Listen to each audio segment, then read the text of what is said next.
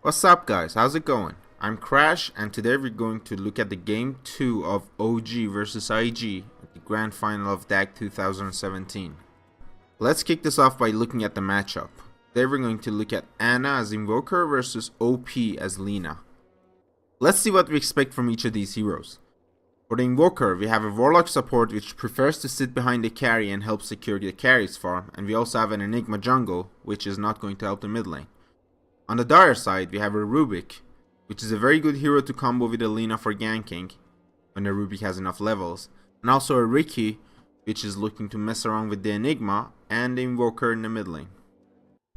On top of the fact that the Radiant doesn't have the proper supports to help the mid lane, they also have placed an Observer Ward on the right side boundary rune of the Dire, and they have another Observer Ward in the Enigma's inventory which he's looking to place in his jungle to keep an eye on the Riki that is trying to hunt him down. On the other hand, the Dire has an Observer Ward looking at the mid lane, keeping track of Ana's movements near his own tower and his shrine. Let's take a look at the first creep waves. Ana has 2 branches and 2 tangos for now. He's probably looking to ferry out a salve later. He aggroes the melee creeps to his own side, drops a sentry for the Riki, runs back to get the last hit on the range creep, which he is successful at doing. He loses a melee creep, the melee creep runs to OP's side. He misplays here and loses the last hit, and he managed to get the last hit on the last creep. So 2 last hits for Ana, he gets the full creep waves experience. So from him aggroing creeps to his own side and trying to draw them under his tower, we can pretty much assume that Ana is trying to play very defensively and try to get as much XP and farm as possible, and he's not looking to really contest OP.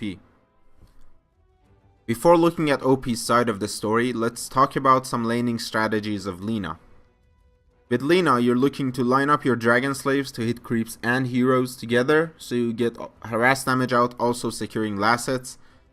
And well, Lina's attack range is very high, so you're trying to harass the enemy out as much as possible when they're in range and you don't have a creep to attack.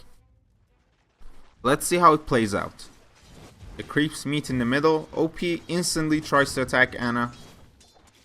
Tries to secure the last hit on the range creep, but he doesn't manage to do so. He tried to Dragon Slave Ana and the range creep together, but Ana moved too far forward.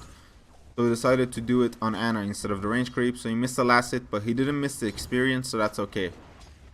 He draws the creeps near his own creep wave, but not under the tower. He's gonna control the creeps here. He misses one, and he misses another last hit. So in the end, OP gets only 1 last hit. He missed 2 last hits because he misplayed slightly. But in the end, he got all the experience, and he's only 1 CS behind Ana right now.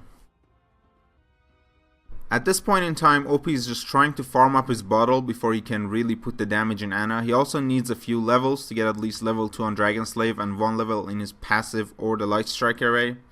And Ana is also looking for a few levels before he can contest OP's damage. Continuing forward, OP is trying to control the creeps here and get as many last hits as possible right now. He gets 1 last hit, both creeps are low, Ana moves in.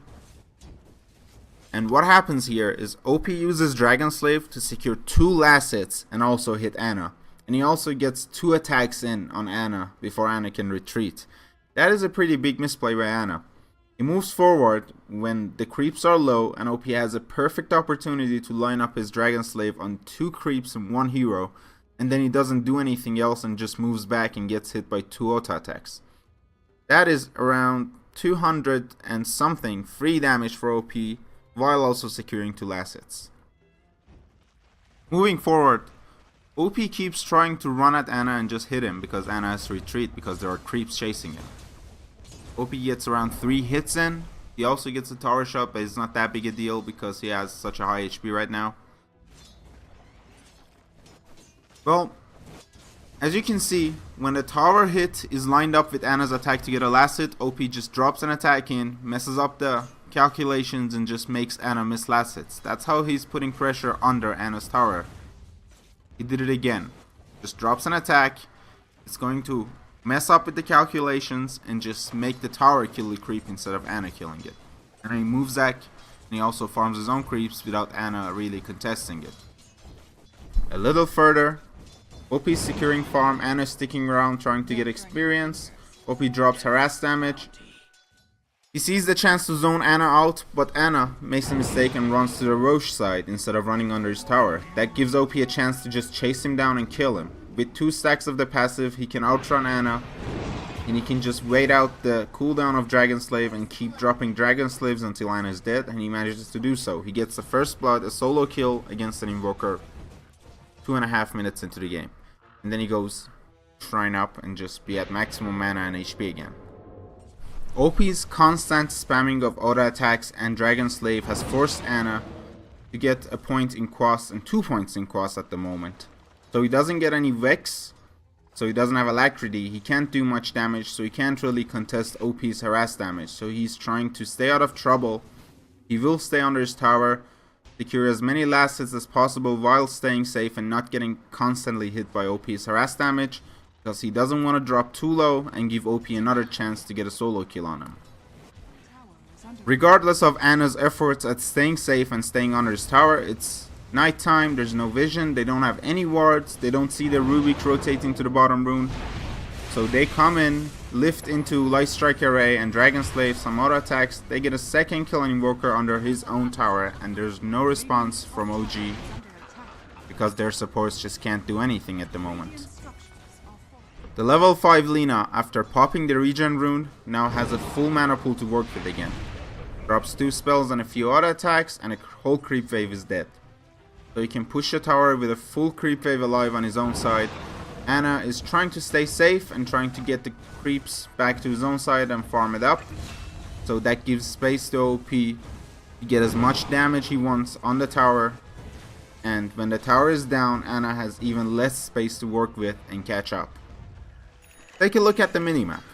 The Riki is already here, the Rubik is moving in. OP has made the call to his team that we can take the middle tower if we pressure it with 3 people.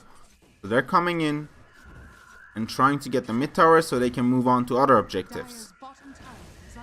What happens is they see Ana in the tree line, so they decide to, instead of taking the tower, we're gonna kill Ana. That prompts some support response from OG, the Warlock TPs in, the Enigma rotates into the lane. They're gonna try and defend the tower while Ana is dead. So IG doesn't get the tower, but instead they get another kill on Ana, who has died 3 times so far. The Warlock stays in the mid lane trying to protect Ana so he can farm a little bit. But with a well placed ward, the dire side sees Warlock rotating top. They see the chance to push the tower down without a Warlock behind the Invoker, so the Invoker has to run back. They just clear the creep wave again with some spells from OP. They push into the tower and just take it down. There's a TP response from No Tail on his Juggernaut trying to get a kill on Riki, which will not be successful as I have seen this replay before. Anyway, that is the end of the laning stage for this game. Let's summarize the result of the laning stage. The Lina has 40 last hits and 8 denies against Invoker's 22 and 2. The Lina has 2 kills and 1 death against the Invoker's 3 deaths, and the Invoker has not gotten any assists or kills from Sunstrikes in the laning stage. And also, the Lina has 3.8k net worth against the Invoker's 1.6k, so he has handily won the lane.